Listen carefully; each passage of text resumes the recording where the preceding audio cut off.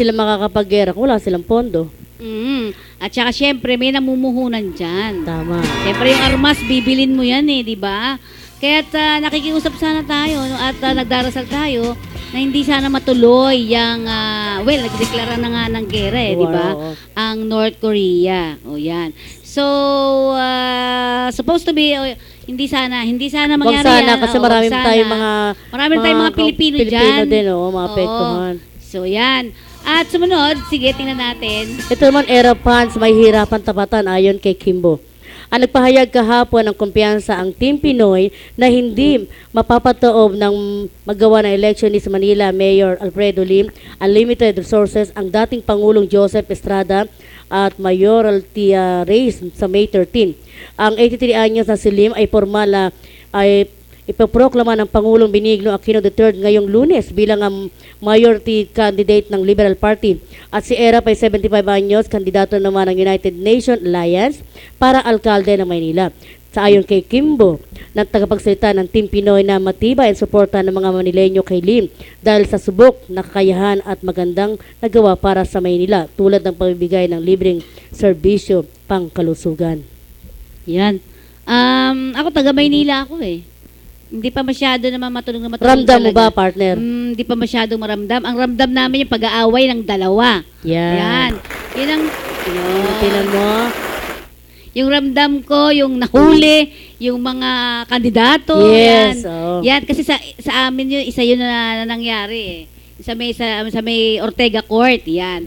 Hindi natin nararamdaman, sana nga maramdaman natin na kahit man lang ngayong halalan, makaramdam tayo ng medyo mga serbisyong totoo para sa ating mga kababayan, lalong-lalo na yung mga walang mga kapera-pera talaga.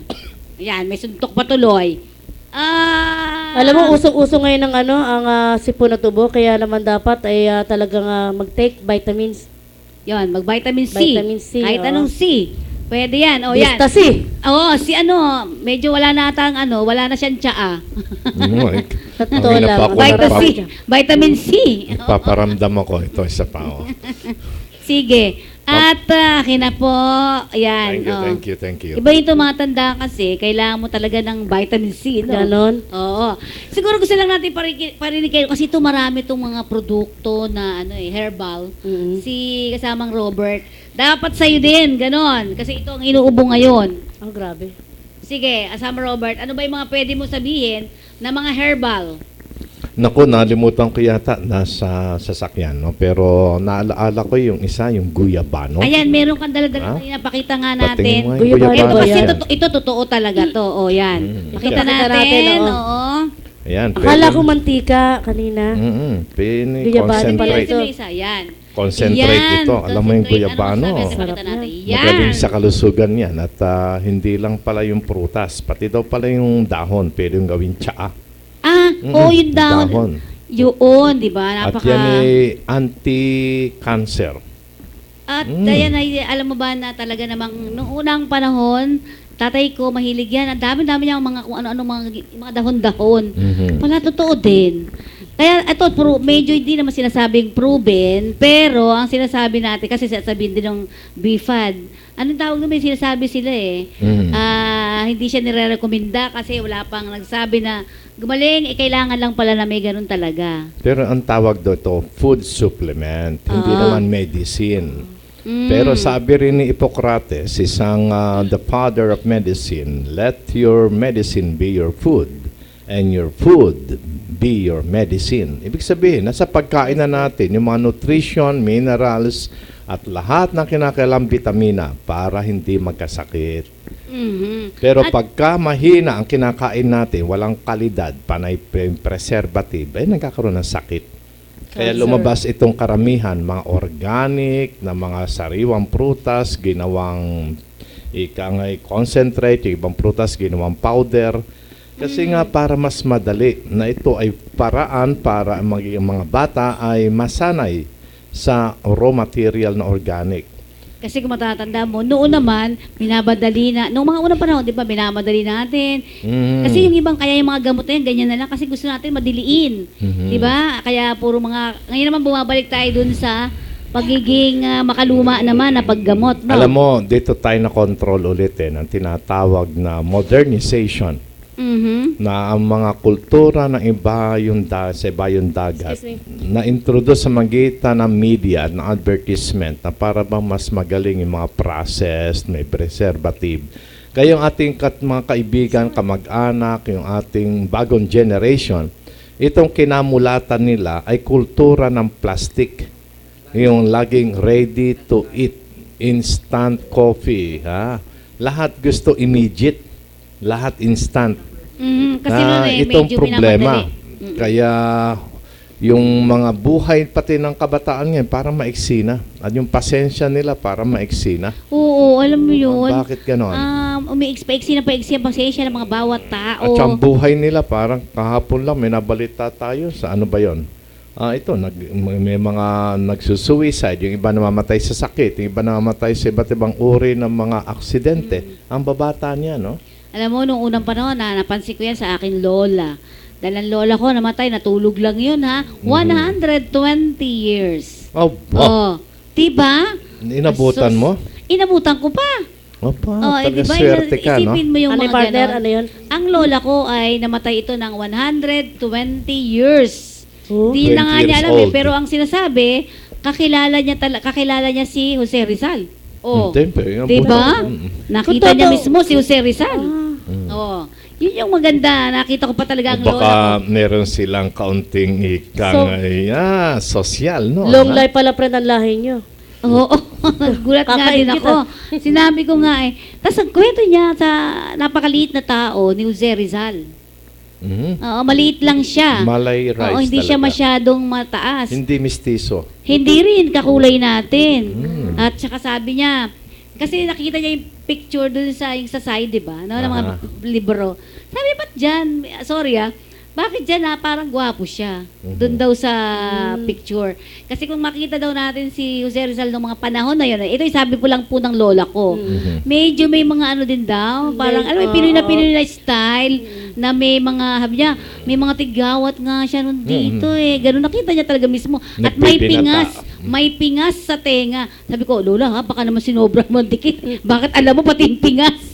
Meron daw pingas sa tenga. Mukha siguro naglalaro ng ano. Aha. Di ba? Mahilig siya sa eskrima noon yan. Yan ang lola ko. Isipin mo yan. O may lola kayong ganon? Wala. Ang galing-galing 95 lang talaga. lola ko. Sobra. Eh, Nakakwento Ano ba ito? Pagaling ng lola? Pagalingan ng lola. Ito pa naman, meron ako. O, sige nga. Ah. Lolo mo naman, lolo. Hindi, lolo nga, no? Hindi ka talaga patatalo, no? Pero ito, sabi ng lolo ko, nagyabang siya. Ilan taon na po kayo, lo? Ay, 99 years old. Ay, saan pa kayo pupunta? Ay, ako'y sasamahan ko yung aking lola. May lola pa siya. Bakit?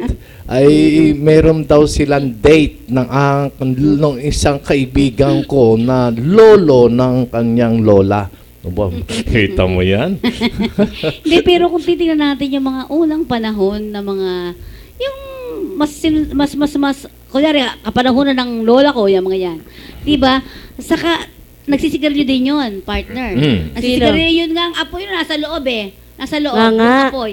Pero bakit ganun siya, no? Walang nicotine pa yon, sariwa. Sariwa, yung Kaya maski yung, ngayon sa Ilocos region, mga kababaihan, baliktad sila manigarilyo, parang kapre daw, no? bakit kaya? Ba't baligtad ba? Ano ba Ay, yung Hindi pampainit na talaga mamatay. yan. Hindi sila napapasok. Hindi nga, doon nga pinapaso ng lola ko sa dila niya yung apoy gaganunin. Pero ang point nila doon, fresh yon, raw material, walang chemical. Yun. Ang problema sinasabi sa atin, natin. mga pagkain, may mga halong chemical Chemical na. preservatives, extender na tinatawag. Ayan. Ngayon. Okay. So, sabi nga, at ang dami niya rin, alam mo ba ang dasal ng lola ko? Biglang lola ko pa rin ito. Ay, Latin. Lalo Oo. talaga Espanyol partner. Oh, Espanyol Talaga? siya. Napakaganda. Mistisahin yun Kasi- At syempre, ang kwento pa rin niya. Oh, tingnan nyo, hindi natin inabutan to. Pero, sa kwento, sabi nga ni Cesar Nucum kanina, yung mga kwento, doon ka kukuha, hahabi ka doon di ba? Yung panahon ng gera, mabuti daw nung unang mga panahon, sabi ng nanay ko at ng tatay ko, dahil walang pagkain pala, pag ito nga, Kaya naiisip ko na yung gera. Noong unang panahon daw, kasi nakuwento kanina yung gera, di ba? Eh wala talagang makain. Pero tinan mo, dahil sa mahal tayo talaga ng Diyos, ang dami daw noon yung suso. Tsaka yung kangkong, yan daw ang kinain nila noon. Diyan sila nabuhay, tsaka yung kamote. O, di ba? O, ba't ko alam yan? Kasi kwento ng mga lola't lola, ang tatay ko pati. Ang maliliit pa rin ng tatay ko. Kaya, please lang, huwag tayo mag-joke na sana nagkagera. Sana, Hello? kasi We have a caller. napakahirap Hello? ng magkaroon ng gera. Oh, meron Yes, we tayo. have a caller from Tayabas, Quezon, tama? Hello, si Vicky sa studio na to. Yes, good morning po. Ito, live na po kayo sa programa nga Ugnayan sa Media Forum. Yes, magbibigay lang ko ng siguro ng konting update dito. Kasi Go ahead, tayo sir. sa Tayabas, Quezon. Aha. At narito tayo sa location natin ay napaka-inis mali. Sa Kama- Saan po? Tayabas, Quezon. ng Quezon, kasamang Vicky. Ay, ayan ang hindi ako nagkakamali. Hello, wala. Kung hindi ako nagkakamali, ayan ang bayan ng ating Vice Governor Kulit Alcala. Tama po ba? Oo. Okay, kamusta naman po ang situation dyan? Kamusta naman po ang situation dyan? Okay naman po ang ay nag-aantay po nga yung mga kasama ng meeting na dito sa kanyang sa labas ng kanyang bahay, yung malaking lugar. Opo. At inaantay lamang siya na lumabas para makakuha ng mga panibagong press releases o kung ano po ba mga gagawin niya. Alam naman po natin na nag-umpisa na ang kampanya ng local election. Kaya siguro mamaya makakuha tayo ng mga updates pa tungkol kay Vice Governor Kulit. Vice Siya po Governor nga Kulit pala Alcala. ay tumatakbo ngayon ng